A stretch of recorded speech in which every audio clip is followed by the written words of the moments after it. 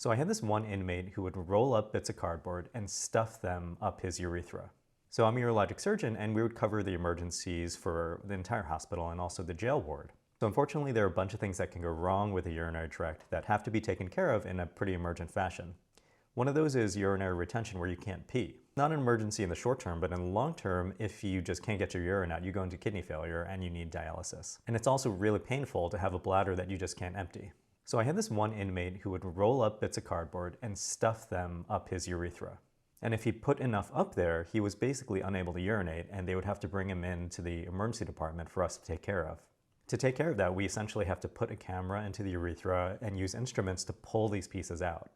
At the county hospital at the time, we didn't have a ton of resources. OR time was really limited, so we did this a week.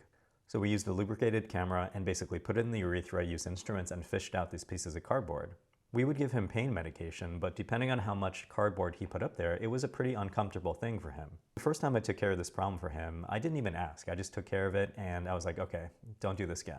Second, third, and fourth time that I had to do this for him, I was like, why are you doing this?